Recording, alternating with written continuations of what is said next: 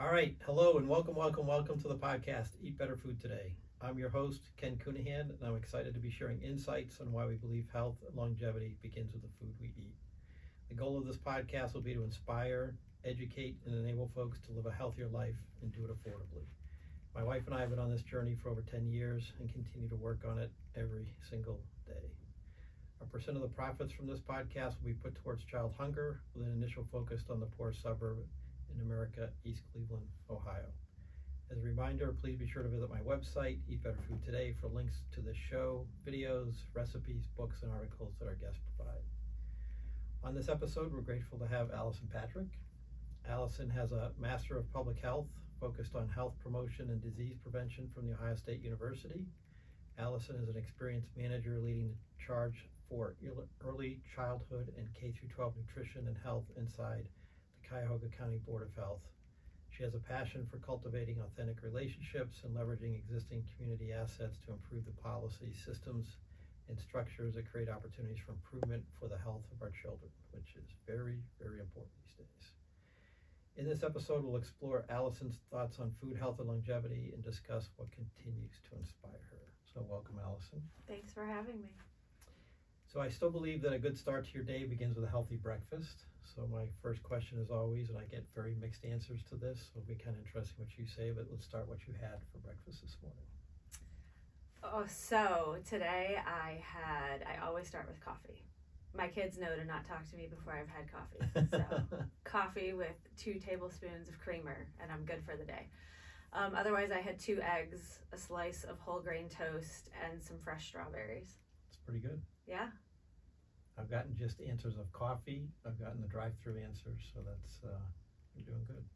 I try. I'm not perfect. As much as I strive to be healthy for myself and, walk the walk and talk the talk, that's a pretty standard breakfast, I would say. A couple of days it's a protein shake. Mm-hmm. But I know I can't start my day and be productive in my day if I don't eat breakfast. Yeah, same here. Yeah, I mean, I usually do a protein shake in the morning, so after I go to the gym.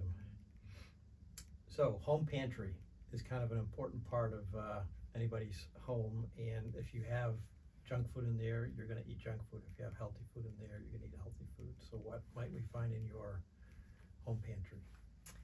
So I'm not going to lie, you'll find potato chips. They're my guilty pleasure. Otherwise, much to my kids' dismay, you will not find Pop-Tarts or sugar-sweetened cereals. So lots of brown rice, quinoa. We have energy bars, dried cranberries, nuts, trail mix. Trying to think what else is in there. People are starting to make fun of quinoa. I love quinoa just because it's a different texture and it gives me a little variety. Mm-hmm. And I'll make like a Buddha bowl with some quinoa and some feta cheese and roast whatever veggies we have on hand. We have olive oil, whole grain Special K type cereal, bottled water. You won't find many things that are exciting. that may excite you've most got people. kids, and it sounds like you're trying to. You're allowed to have a guilty pleasure. If you want potato chips, but in general, it sounds like everything's very healthy. Yeah, we try. We live by like the 80-20 rule. We make 80, good decisions 80% of the time. I'm not naive to say that we're perfect or that we don't indulge. But we strive, especially during the week, which is really hard. I have 3 kids that play sports. Like I was at 3 baseball games last night. So, there is some meal planning that happens. But, we try. Very good. Yeah. Very good. So can you give us an overview of what you do for us at Cuyahoga County and kind of like your path from Ohio State to kind of what you're doing today? Sure. So today I supervise the youth health and wellness programs at the agency. We're a new team. It's a team that is just over a year old. And I cover 3 areas of child and adolescent health, if you will. So we have a project that focuses in the early childhood space. So we look at kids ages 0 to 5, and we look at the opportunities that we can create within licensed childcare programs, both center-based and home-based.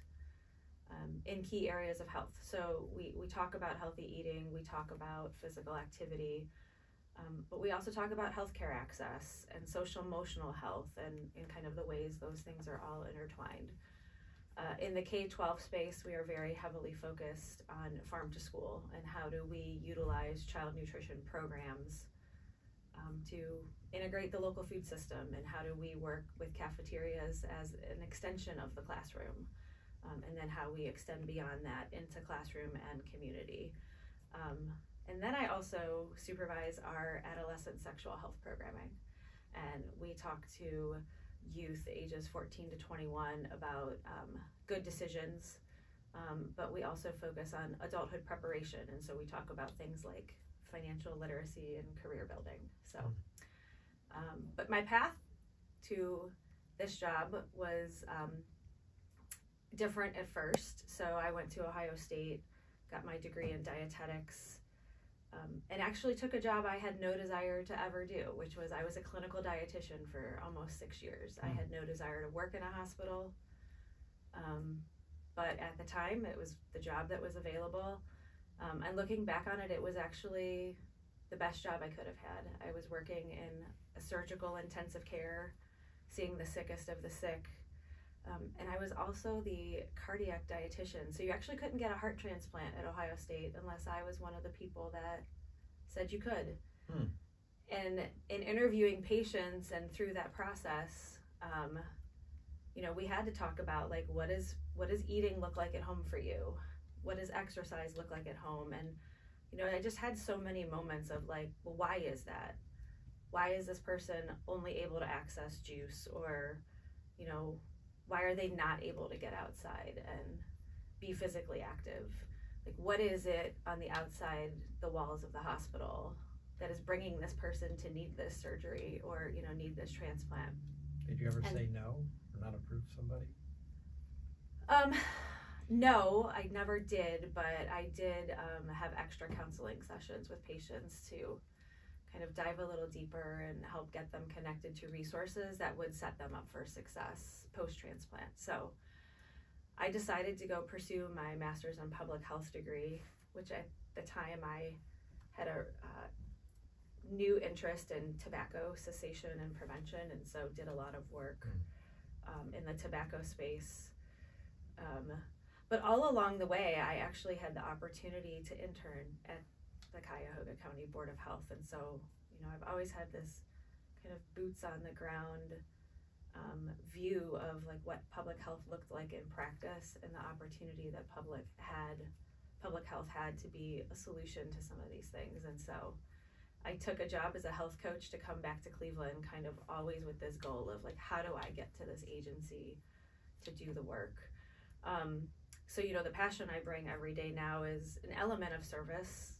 How can I be of service to my community, and the privilege that I have to be able to do that. But, my passion now is I often find that, adults can get in the way of decisions that impact kids. And as a mom, but also as somebody that has worked with kids and had an opportunity to engage with kids, like I really feel like it's my job to be an advocate on their behalf. So that's why I'm here. That's nice. So I usually ask this question towards the end, but since you talk about smoking cessation programs. So a lot of the companies that have historically sold cigarettes, and now obviously sales are down because there's a lot of awareness, education about that, but they've gotten into the food industry. So they had one addictive product, which was cigarettes. Now they're in the food industry creating, I'll say, ultra processed foods that are almost, if not more addictive than the cigarettes they used to sell. So any thoughts? Because that's in a lot of neighborhoods, like we're trying to do something in East Cleveland, but a lot of these neighborhoods, that's all they have is like a corner gas station, a dollar. They don't have a lot of access to good food. And that food that they're buying is not healthy for them. It's ultra processed. It doesn't fill you up. It's not nutritional. So what are your thoughts in that area? It's a profit-driven game. There are other areas of our health department that have worked on healthy corner store initiatives. We have a current initiative around food service guidelines. And the stumbling block has always been, well, how do I continue to survive as a business?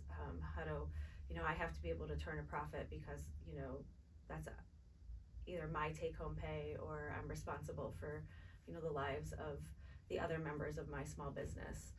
And those are real challenges, and those are challenges that shouldn't be ignored. But, we've always come to it as the approach of how can we be a collaborator and really understand that lived experience in an effort to be helpful. So the way I see this play out in my day-to-day job is, we are working to do our farm to school work against a competitive food industry where, we have advertisements to kids and trying to get schools to buy strawberry flavored apple slices.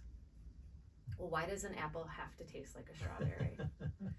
Or blue raspberry applesauce. That I've never understood, blue raspberry applesauce. Yeah. Why do we have to dye applesauce blue to think that that's what's going to make a kid want to eat it? But it's a very real challenge, and the stronghold that industry has over school food is very real, and it's something that we fight every day.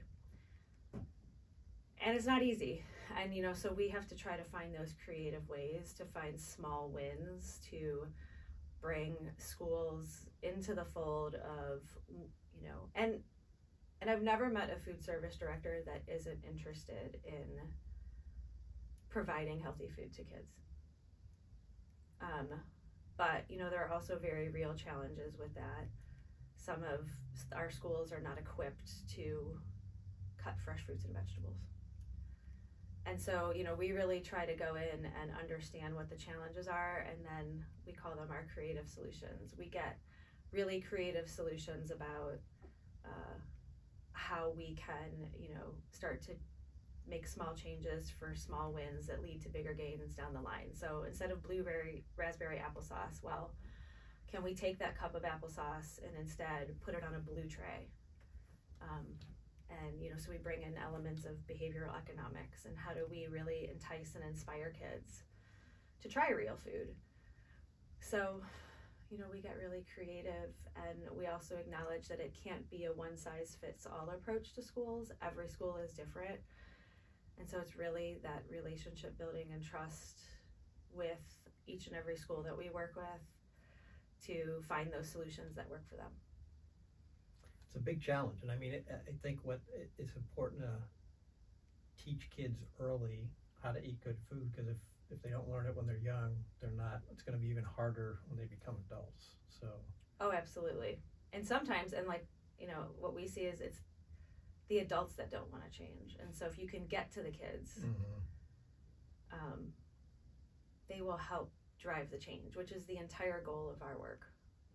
And we see it play out in all kinds of spaces in schools. It's really cool to watch. That's great. So we talked before the show, but Ben Biebenroth has been on the podcast, Bob Gorman's been on the podcast, Sarah Continenza, and they recently talked about kind of school nutrition and all the conversations. So, what are the benefits? I know you're trying to do that, but what are the benefits for kids for eating healthy food versus what they're eating? So at a very basic level, we know that a hungry kid can't learn. Mm-hmm. And we acknowledge in places like East Cleveland or Cleveland proper or Maple Heights or Warrensville, there are kids that come to school hungry. And so, child nutrition programs can fill gaps for kids. We also acknowledge that, breakfast and lunch at school might be the absolute only source of nutrition for some children during the course of a day. So, in a very basic sense, child nutrition programs can fill gaps for childhood hunger, and it's incredibly important. But, we also know that kids that eat whole foods, less processed foods, don't, experience spikes in blood sugar, which can, impact attention.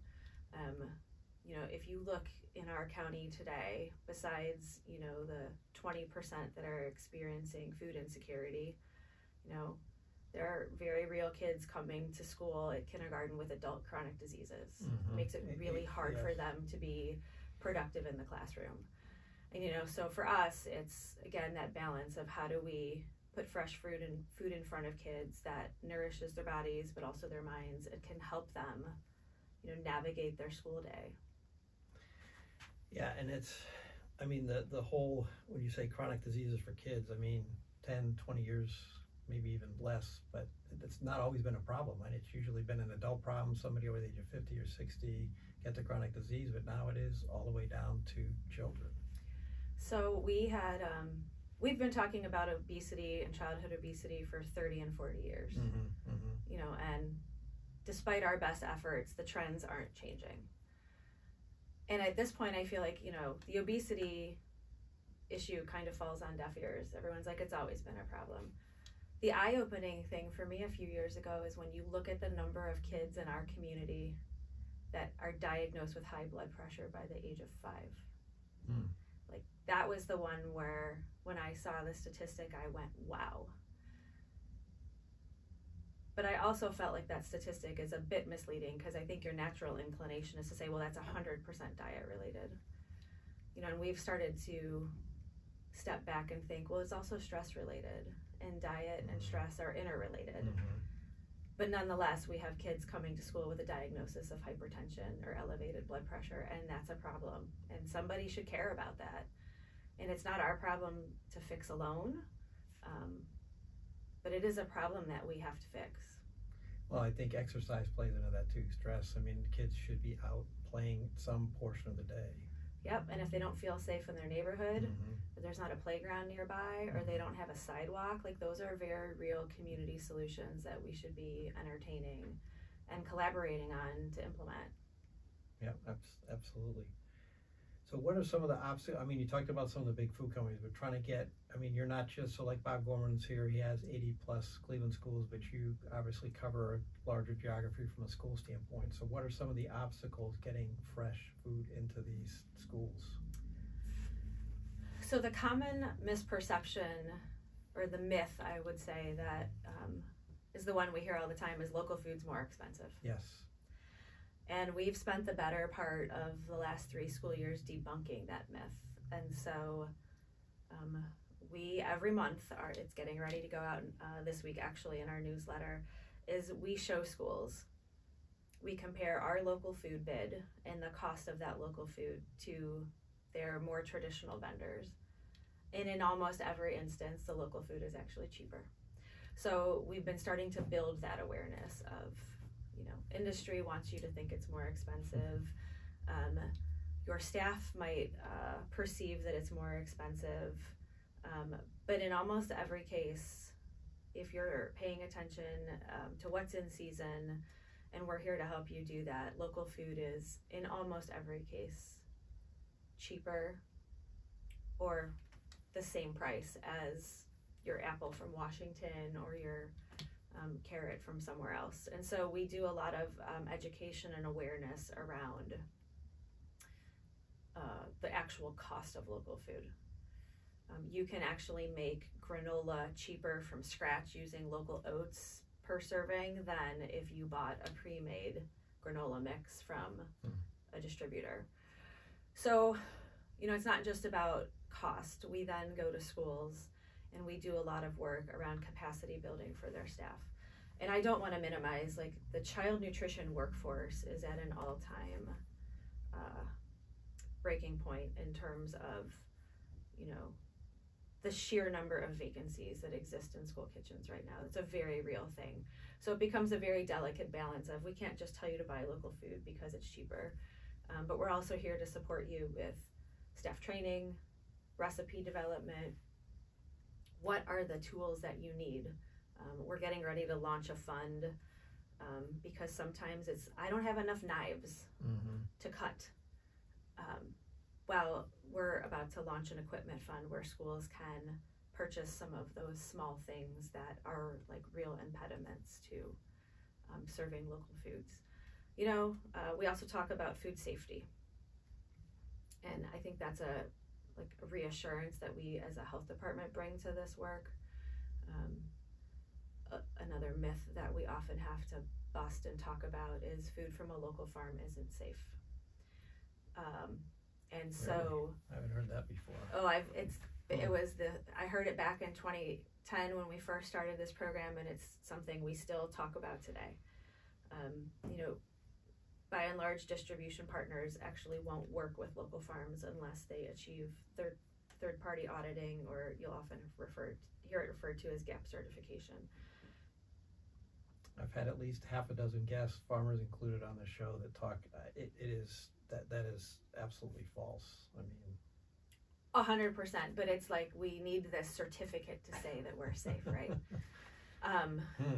And there's a huge financial barrier to achieving that certification. And so we're working with producers and currently developing a cost sharing program where we can reimburse them up to 75% of the cost of that audit if they are interested in working with a school. You know, there are distribution challenges. So, you know, schools are used to receiving deliveries on a certain day of the week at a certain time. For local and regional producers that may or may not aggregate products or do a direct delivery, like that's a challenge. And so we've worked through food hub networks to try to aggregate and get local food to schools on behalf of small and medium-sized growers. So no day is the same in terms of the we call them areas for opportunity that we work to try to make this easier to get kids good food. And some days I sit back and go, why am I arguing this hard about serving fruits and vegetables to kids? It's an argument I never thought I was going to have more than once. But it's the nature of the work, and ultimately it's the nature of the system. And so it's like, how can we start to change the system? Which is not an overnight solution. No, it's not, because you've got a lot of momentum in the wrong direction. So, well, I'm proud to say, I've mentioned this on the show before, my grandson, he's 6 years old, comes over to our house. The first thing he goes for is the red raspberries in the refrigerator. So I've had a very similar experience in a school. This was prior to the pandemic. Actually, in the school we piloted our first farm to school program with, we launched our project. Floyd Davis, who is still the owner and operator of Red Basket Farm, he was our very first farm to school partner there in Kinsman. We brought him into the cafeterias in South Euclid Lyndhurst, and he said, "Hi, I'm the farmer that lettuce on your salad bar that you're eating today, I grew, and I pulled it out of the ground yesterday." And the kids were fascinated. And my favorite, you know, all these years later, 14 years later, my favorite quote from that day is hearing a kid go, "I thought I could only get this kind of food at Chipotle." And 6 months later, we brought Floyd back into that cafeteria, giving a tour to some state level folks, and the kids running up to him and going, "Hey, you're our farmer, where's your food? We want it back." They noticed the difference in the food quality, and they noticed. Yeah. And so, you know, you get to have fun conversations about seasonality, and sometimes we have to be open to changing the types of foods we eat, and we may not always get an Ohio apple. So in 2018, I had a very similar experience again at North Olmsted City Schools, where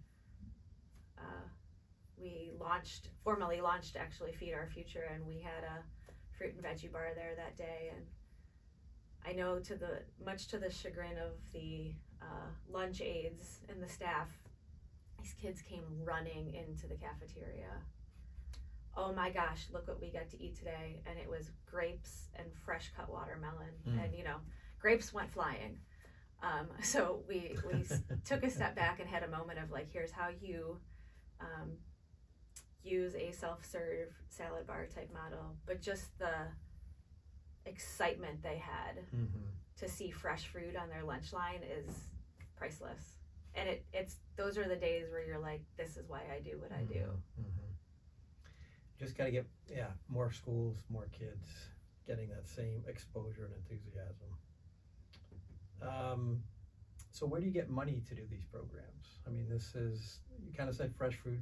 Actually, if the costing that you talked about, if there's a link that I could share on the podcast afterwards, if you could send that to me, I'll post that for people. But yeah, I'd be happy to share. So we have a local purchasing report that we release every year on October 1st to launch our celebration of Farm to School Month.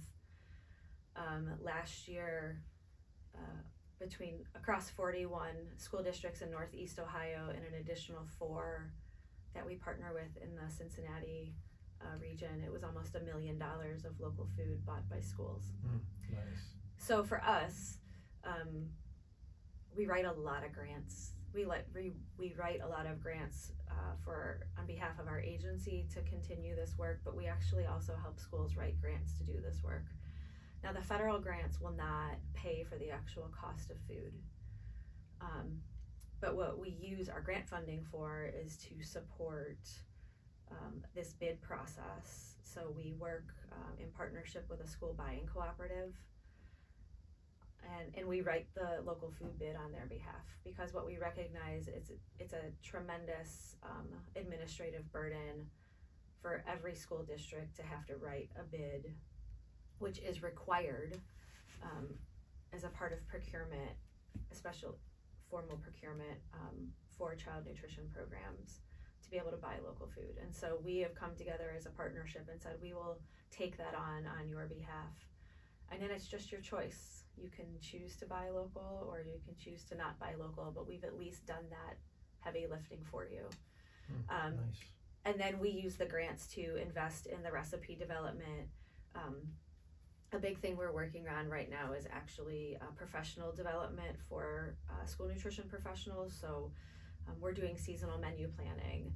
If you're interested in implementing a produce bar, here are all the standard operating procedures that you need. Here's the costing information for you. So if you choose to implement this model, this is what your per serving cost looks like to do that. We are investing in our Totally Tasty events, which have been an incredible, unexpected surprise this year in terms of the receptivity from the schools and willingness to participate, but the sheer number of kids that we've engaged and the impacts that's having on meal participation. We're also investing in the food system. You know, we recognize that folks need support. And if we have the privilege to be able to apply for funding that others are not eligible for, to then reinvest in our community, then we're here and willing to do that. So other than the actual cost of food, we write a lot of grants to do this work. And your primary focus is just kind of, you said kids 0 to 5, and then kind of the K through 12. That's kind of the so for the grants and the fresh food and the. Yeah, so for the farm to school work in particular, we focus on K through 12 schools. Okay. We actually just secured funding. My team will laugh. It's like as soon as we submit one grant, another comes out. We actually just secured funding, and we're now in the process of taking our model and moving it into the 0 to 5 space, because wouldn't it be great if a 3-year-old starts to see this, fresh broccoli on their lunch at the child care center, and then gets to see that same fresh broccoli on their produce bar when they're in first grade. So for us, it's a continuum. How do we create consistency? But really, how do we inspire kids? And so we're excited to launch our new Farm to Early Care and Education program, but for us, it's just an expansion of what Feed Our Future has been doing for almost a decade. So that's one of my questions. Tell us about Feed Our Future. I read the words. I don't know what that. Yeah. So Feed Our Future Local Foods for Growing Minds is our farm to school program that we launched in 2015. It's a collaborative effort. We are governed by a leadership council, which is a group of folks that have expertise in school nutrition. So Bob Gorman is a member of our leadership council. We have our school buying cooperative representatives. We have 2 local and regional food hubs, a marketing and communications partner, and 2 producers who are all coming together going, how can we, grow and expand farm to school in our region? So is it an organization? Is it a board? Is it a what? It's an initiative that we have a council, but really our goal is how can we work with school districts. So it started off as we call our Harvest of the Month program our anchor. Mm-hmm. What are the 9 most common fruits and vegetables that school districts serve that we know are grown in Ohio? It's not anything incredibly difficult to think about. Apples, it's sweet potatoes, it's hydroponic lettuce. And the reason we make the distinction of hydroponic lettuce is it can be served year-round. So one of the challenges with farm to school is, well, the growing season is outside the school year. Well, we grow lettuce indoors year-round in Ohio. So really the idea was, again, the low-hanging fruit. If you're serving a Washington apple from Washington State, would you consider serving an Ohio apple? And so really what we did is we created a marketing campaign around the harvest, and we said if we can start to talk to schools about how they can celebrate a different fruit or vegetable every month in their cafeteria, that would be a really good start. And so we now have coupled that Harvest of the Month program with our turnkey solutions. What can we give schools that are meaningful and useful to them that make it easy for them to menu, teach, and serve about local foods? So we took our 9 harvest items and we started to create posters and said, we'll do the thinking behind the messaging for you. We started to create recipes, and we said, whether it's something as simple as menuing a local apple, or if you're interested in making your own applesauce because your kitchen is equipped and has capacity to do scratch cooking. Mm-hmm. So again, that's kind of that tailored approach of let's meet our school districts where they're at. And then how can we write this farm to school bid and find farms in Ohio that want to work with schools that are serving these harvest items? And then how can we create the marketing and digital communications materials for schools, or market and communicate on their behalf about the work that they're doing? And so we've grown from 1 school district to, we're actually working with 66 this year. Nice. And so new for us this year, we launched our Totally Tasty event. And our goal was to not only get kids excited about food, but to also help kind of reassure against some of the skepticism of, I might be passionate as a director, but at the end of the day, if my kids aren't eating the food that I'm putting out and menuing, then it's not really nutrition for them. Mm-hmm. And it's, a financial investment and potential burden for me. And so the whole idea of the Totally Tasty event is we work alongside a director and we go and taste test a local item. It could be a new recipe, it could be a piece of hydroponic lettuce. We leave it up to the director. And we've had almost 7,000 kids taste testing new foods this school year. And in one district, we know that because we taste tested hydroponic lettuce with kids, they actually now have more kids buying school meals because they went, oh, this is something I've never tried before and I really liked it and my school is serving it. And then we do a whole marketing piece to it, and we know that we've also shifted the paradigm of the parents who said, I didn't allow my kid to buy school lunch because I didn't think it was a quality meal. But now I see that schools actually do provide quality, nutritious foods to kids in my district, and my perspective was changed. So our goal is really to inspire kids to make good choices, but also understand what that means, and mm-hmm. that choice is not just an impact on their health, but it's also an impact on their community. So just the scope here. So you're talking about, like, Bob Gorman's got 80 plus schools. You're talking about 66 school districts mm-hmm. out of what's the scope of what you potentially could serve in Cuyahoga County, I guess? So in Cuyahoga County, we have 31 public school districts. Our work is not limited to just public schools. We have done work with some charter schools and some private schools as well.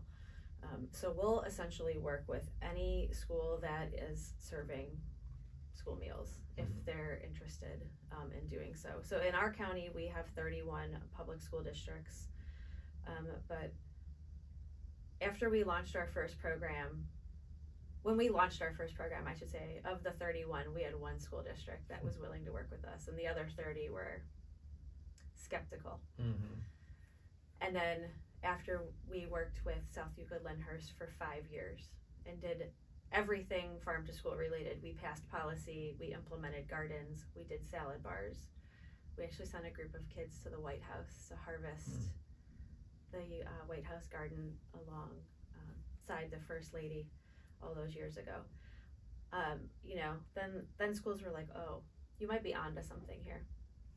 So we had to think about, well, with one person at a health department right now, how could we make this work? And so in came our partnership with Ohio Schools Council that represents 270 some school districts across Northeast Ohio, multi-county. And so we started to build this regional approach to where we are today, where these 66 districts that we're currently working with span a 38 county region. Wow.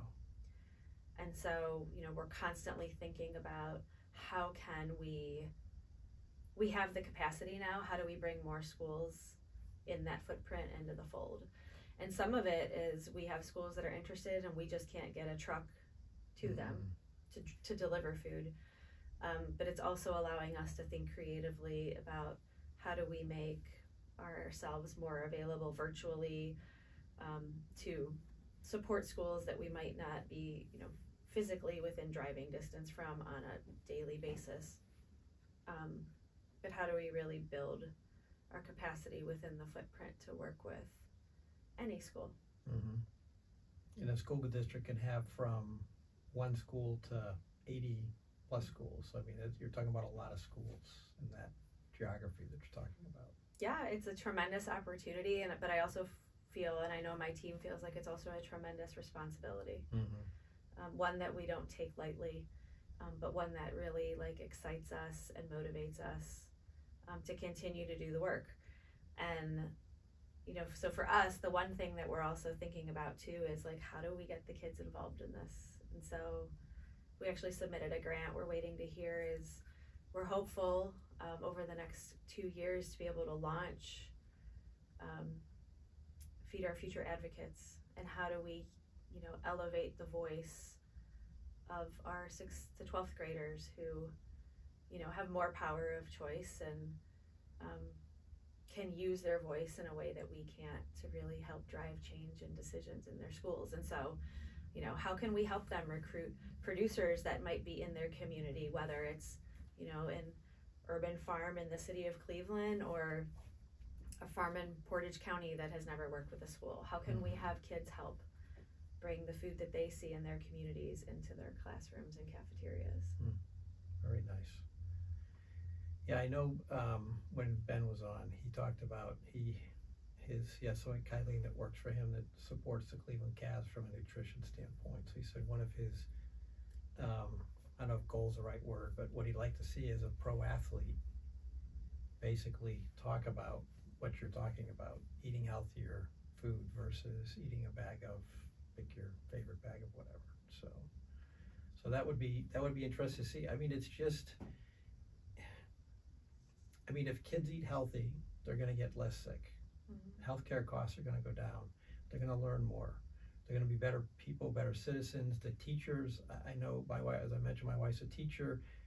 She has behavioral problems. Instead of giving them a pill to solve whatever the behavioral problem is, they can also do it through food. So I mean, it's and we've had a guest on the show here, actually a patient that kind of had a lot of health issues, and by eating healthier food through the Food for Life program, was able to reduce the number of prescriptions pills she took from 26 to less than 10 in 6 months. So I mean, those are the kind of, so I guess what success, you shared any other kind of success stories, I guess, that come to mind as far as, I know you mentioned North Olmsted and kind of the expansion, but. Yeah, so the other thing that we do is we work with partners on, teaching kids to grow food. So our staff was actually just in Fairview Park City Schools recently, and kids grew potatoes in buckets in their classrooms, and just the tremendous power that comes from kids recognizing what a potato actually looks like, and it's not a French fry. But they touch the dirt, they saw the root, they get to see the plant, they take pride and ownership in food in that way. So we have several examples of schools that have instituted growing in some way. You know, growing doesn't have to be a 1 acre plot of land. We can grow with, you know, very small indoor grow kits. We can grow in buckets. We have several schools right now that are applying for grants, whether through the USDA Farm to School program, the new recently released Grow Ohio grants that schools can apply for, or just small local foundation funding that are looking at hydroponic systems, so tower gardens or fork farms. You know, kids get really excited about seeing dirt and then what comes from dirt. Sometimes they even get excited about playing with worms and the importance of worms in dirt and, you know, the impact on food. Yeah, little kids love that stuff. I mean, I can tell you I can't keep a plant alive. But when I first started this, I said, well, I have to be able to, you know, walk the walk and invest in something. And so we planted a garden at my house. Never done it before. It was a science experiment. I said to my kids, I said, pick something. We'll see what happens. And I have this photo that's still on my desk today of my son grew a broccoli literally as big as his head. And I have this awesome picture that hangs on my desk that kind of reminds me of this. My son, to this day, if he, you know, buys school lunch, broccoli is the first thing he goes for. It's that connection. Like when you can connect kids with their food in some way, they start to recognize like the impact that it can have on their body and their community. So, and it tastes good because it's right there. Exactly. He grew it, or she grew it. They absolutely recognize the freshness and the flavor that comes from that versus something that, you know, at times they probably don't even realize how long it sat on a truck or how far it actually traveled before they ever got to eat it. So, you know, there are a lot of schools now that are exploring opportunities with growing in some capacity to make that connection for kids. Very cool. So last week I did an online seminar, and I kind of mentioned this to you in an email, but Tufts has this program called Food is Medicine. And so you could participate via online, which is what I did last week. Anyways, they had speakers from the Rockefeller Foundation, Kaiser, the USDA, CDC, the VA, all talking about food impacts on health because it affects, like you said, 0 to 5, all the way up to adults, veterans, etc. And I guess I took a couple of things away from that. A, I didn't know all these organizations were involved in trying to do this, which is fantastic. B, Tufts is really doing a lot of positives, not an advertisement for Tufts, but at least there's somebody that's, you know, putting together conferences to kind of talk about this. And they had Representative Jim McGovern was there. He talked about, I don't know what it is for Cuyahoga County or Northeast Ohio, but he said 40 million people in the U.S. don't know where their next meal is coming from. So that's the bad news. The good news is there seems to be a lot of interest and a lot of people trying to solve that. So what other you're talking about grants and such, but what organizations are you working with, I guess, to kind of make a difference here? Well, I will share a brief moment of our appreciation for Tufts. We actually have been a partner of theirs for several years on our early childhood project. But, you know, Tufts, you know, through their Friedman School, you know, they are incredibly focused on obesity and nutrition. And, you know, recently it's this whole conversation around nutrition security, and it's not just about folks having enough food, but also having quality food. So I actually sit on the board for the Association of State Public Health Nutritionists. So this is a national group that we're connected to and is a community network and best practice learning, really focused on how do we implement the national strategy around hunger and nutrition that, you know, has come out. So nationally, we're collaborating with a number of organizations. We currently are getting funding from the CDC to do work. Locally, we're partnering with the Sweatland Center at Case around nutrition equity. and how do we bring together like-minded folks around policy in this space. I sit on the Cleveland-Cuyahoga County Food Policy Coalition, so we connect in that way. At the state level, we serve as both a representative to the Ohio Farm to Early Care Coalition, the Ohio Farm to School Network. We have an incredible partnership with the Ohio Department of Education and Workforce and their child nutrition program. And we also partner with Green Umbrella, which is an organization down in the greater Cincinnati area. And we kind of came together and said, we're really both interested in this approach, and rather than create separate things, like, let's work together. So we have really multifaceted partnerships. We recognize that we can't do this work alone, nor do we really want to do it alone. And so, we look for all kinds of places where we can work together with folks. Well, I'll give it, since we're talking a lot about Tufts here, I'll give a shot. So University Hospitals, kind of the Food for Life program I mentioned. So that's if somebody has a chronic disease, they'll actually write a prescription, and over a 6-month period, they get nutritious, healthy food. They get a nutritionist. Somebody's there to kind of show them how to cook the food, etc. So that's a program in Northeast Ohio. We've had Dr. Batul. She's a director for diabetes, medical director for UH, and she actually has monthly seminars for diabetes patients, and they'll come in and she'll talk about health and wellness. They'll talk about recipes. They'll talk about exercise, etc.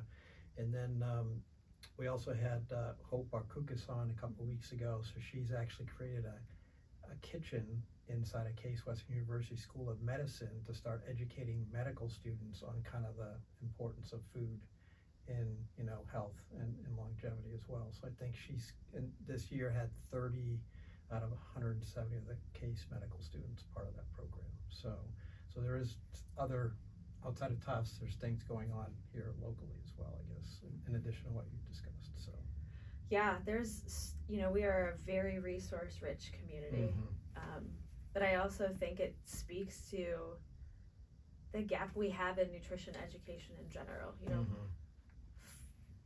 As long as I've been in public health, it's food and nutrition is a choice, that it's the onus of the person, and I think the exciting thing is we're now starting to value it at a community and as a systems level. It's starting to say, like, this is a broken system, and we really need to become people-centered and community-centered around the work in food, and recognizing finally that the role that food has in health. Again, it's another thing I have a very healthy debate about often with folks.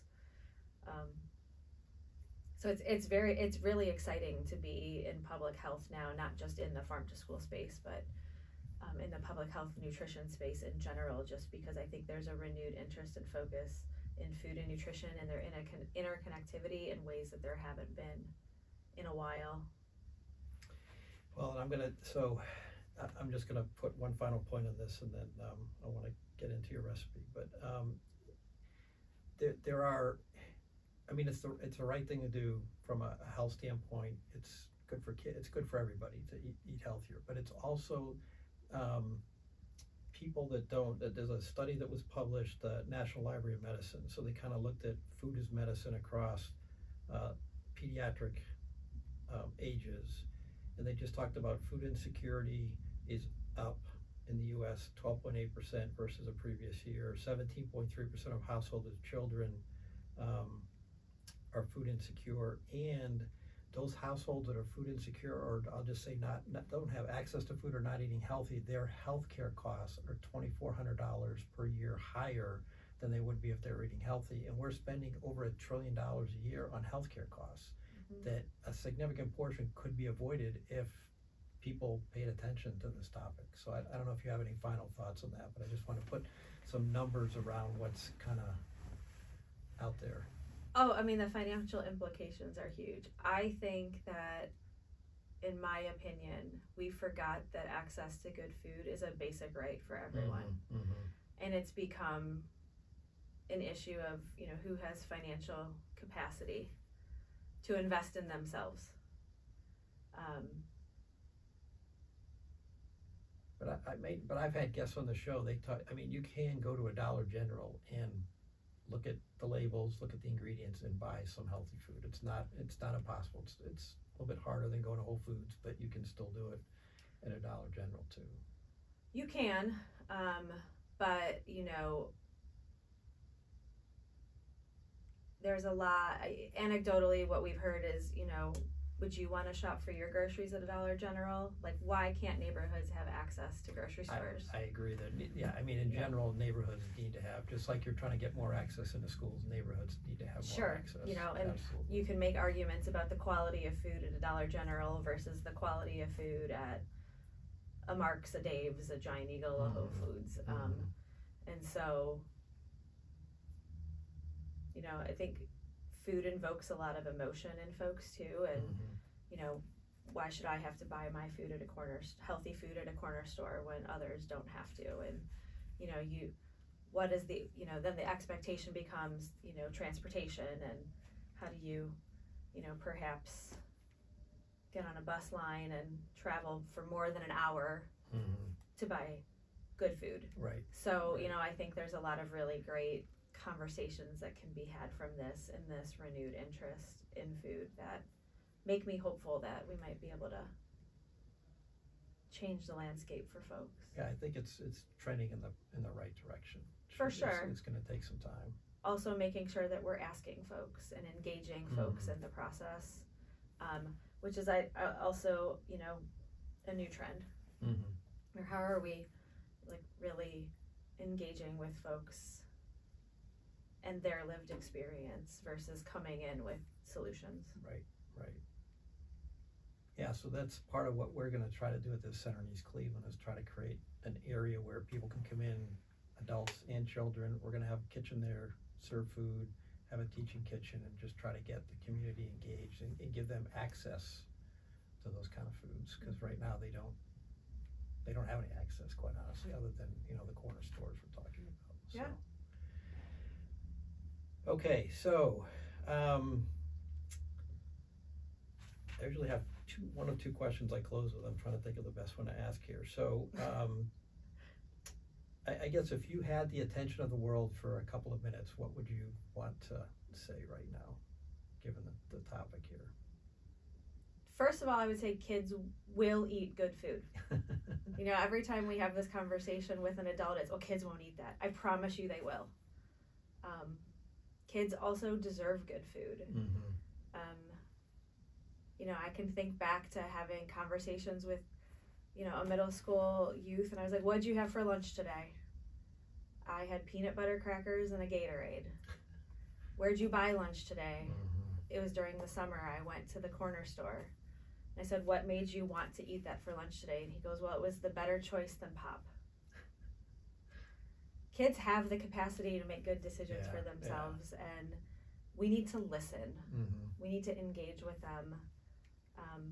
They deserve it. We can do better for kids. And at the end of the day, my hope is that we can all come together and agree that, the quality of your breakfast or lunch at school shouldn't be dictated by your zip code. Absolutely. And that we can really come together, and we won't have to argue about why serving kids fruits and vegetables is a good thing. And, we can kind of get past the way things are and really start talking about the way they can be, because it can be done, and it's not an overnight solution. It will take hard conversations, but our kids deserve it, and that's just... They absolutely do. So one of the what we always close with, so we're trying to get, again, people to eat healthier, which is what we've been talking about, but also instead of when people go through, I was listening to a podcast just about this too, but when people go through a drive-in, it takes time. It costs money. For a family of four, anywhere from $20, $25. You're in line, you got to go there and come home. Even if you order takeout at a fast food place, you're going to be waiting at least an hour for something like that. So as an alternative, we're trying to present and say, hey, you can buy a few healthy ingredients, less than $25 for a family of four, and make something in under 30 minutes. So what recipe did you bring that kind of fits into that? So I will encourage everybody to go to www.feedourfuture.org. Okay. And if you go to our Harvest of the Month hub, Mm-hmm. I would encourage you to try one of 2 recipes. Okay. And both of these recipes have recipe videos that go with them, so you can, in under 3 minutes, see how easy they can be. So our most popular recipe is our tomato basil pizza. And it's a recipe that we celebrate in schools in September to celebrate tomato as the harvest of the month. Mm-hmm. And it is something as simple as a whole grain pizza crust, a sauce, local tomatoes, local basil, and some cheese. Nice, nice. Pizza doesn't have to be pepperoni. It does not have to be. Yeah, I agree. If you're interested in celebrating the spring harvest, I would encourage you to find our asparagus chopped salad. It's a very easy 3-ingredient vinaigrette, some canned chickpeas, fresh local asparagus that's chopped up, a few other vegetables. Put some chicken on it and you're good to go. Delicious. Okay. All right, well, we'll post both those. I usually make them and then post them on my website, but I'll also post the Feed Your Future website in that link as well, so people can take a look at maybe I'll just do the link instead of doing all the work myself. Yeah, we can share it with you. Yeah. So every Feed Our Future recipe that we design, we design it to be served in a school cafeteria, and then we also scale it for a home version. Our hope is that kids start to engage with food and their families and caregivers with the same food that they're seeing at school. Well, it's important. We didn't talk about, but I mean, eating at home as a family versus sitting in a car and eating food is important. I mean, you're having conversations, you're having engagement with your kids. I mean, it's very important to have at least one meal a week at home with your family and to cook it, because and you can get your kids involved too. I mean, you don't just. Not just the parent that has to prepare the food. So yeah, check them out. We got tons of recipes and a lot of other resources on that site as well, but those are 2 of our most popular. We love them. Outstanding. Well, thank you, Alison. Thank you for being on the show. Thanks for having me. All right, have a great day.